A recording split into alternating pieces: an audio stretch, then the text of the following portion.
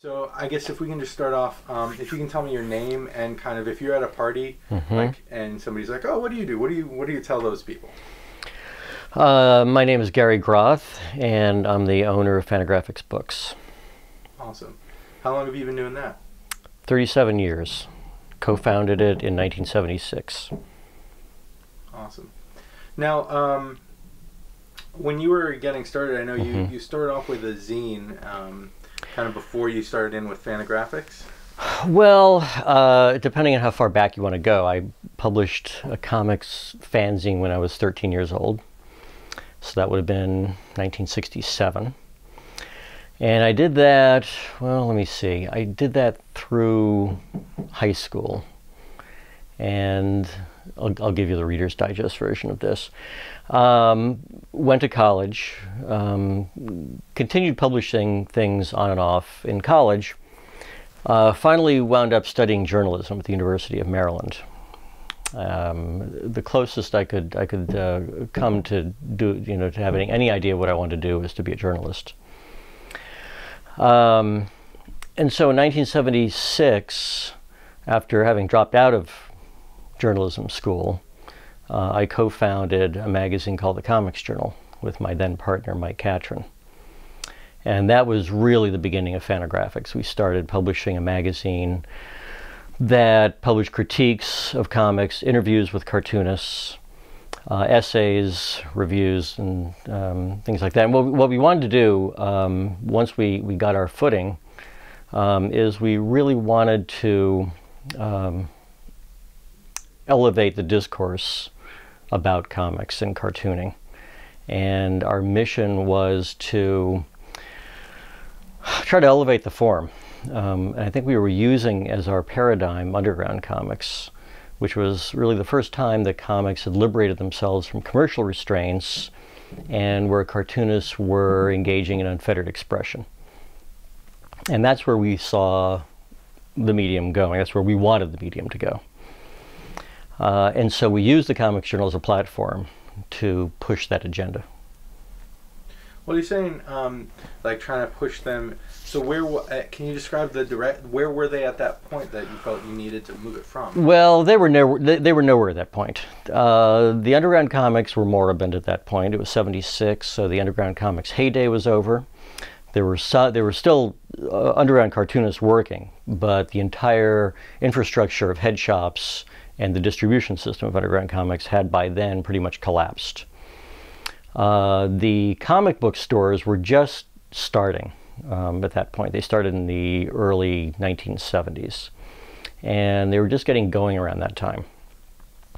So underground comics were falling between the cracks. I mean, there was no real place for them to be sold except comic book stores, but comic book stores were more and more being owned by the main companies, Marvel and DC.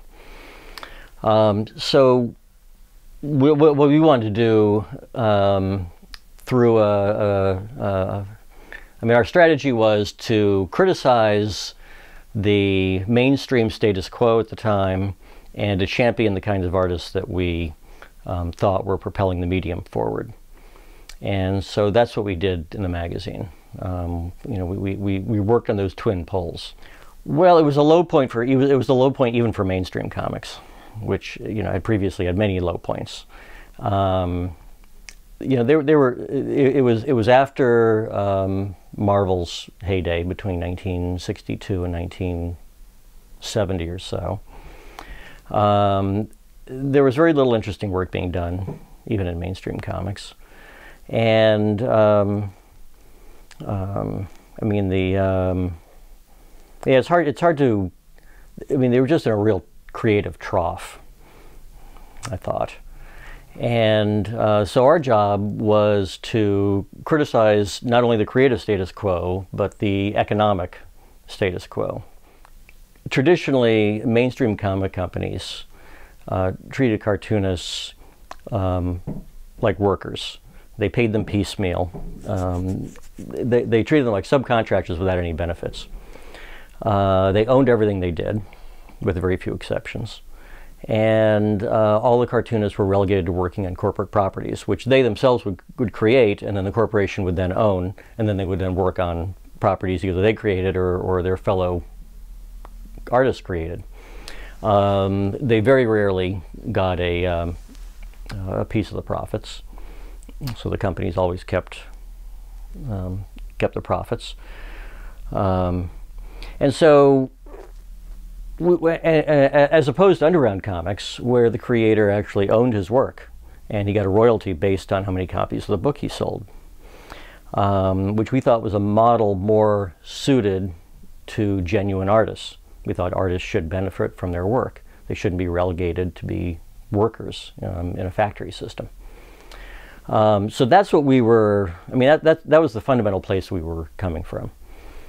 And we used the magazine to interview, increasingly interview artists and writers who were working within the system and who were increasingly more discontent working within that system. There was a kind of raising of consciousness during that period, I'd say between the late 70s and on into the 80s, where cartoonists working for mainstream companies realized that they were essentially being exploited, and they wanted to liberate themselves from that. So on the one hand, we were doing that, and then on the other hand, we were also championing cartoonists that we felt represented genuine artistic accomplishment in the medium. You know, people like, well, prior to Power Publishing Love and Rockets, it would have been people like Jack Jackson and Art Spiegelman and Robert Crumb. And then in 1982, we started publishing Love and Rockets by Gilbert and Jaime Hernandez, which to me represented this quantum leap in comics. You know, from underground comics, which were, I think underground comics almost had to be these taboo breaking movement. And so as a result, of course, there was sex, there were drugs, there were a very politicized agenda. And what started happening in the 1980s is that artists could represent life in its fuller spectrum. You know, they could represent the ordinariness of life. You know, they weren't compelled to work at the extremes, which a lot of the underground cartoonists were. But which was absolutely necessary to kind of break out of the, you know, the dreary, genre-fied mainstream comics. Thanks for watching. Click here to subscribe.